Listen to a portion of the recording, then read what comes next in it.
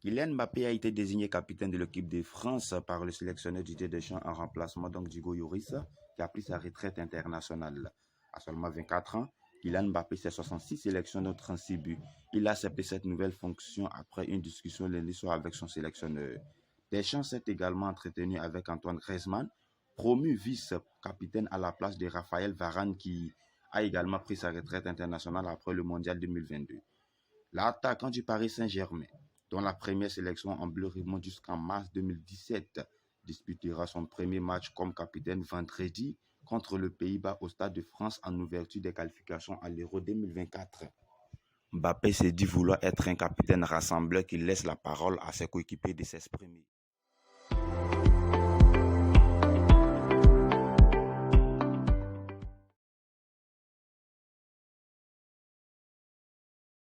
Mesut Özil et les terrains de football, c'est désormais terminé. Le milieu offensif a annoncé raccrocher les crampons.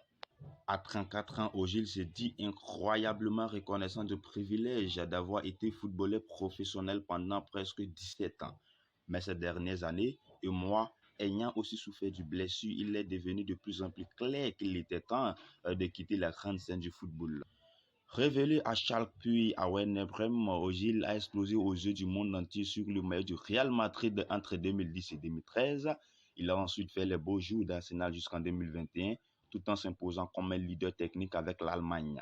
Il était titulaire à chaque match de la Mancha lors du Mondial 2014, où son pays de naissance a remporté la 4e Coupe du Monde de son histoire.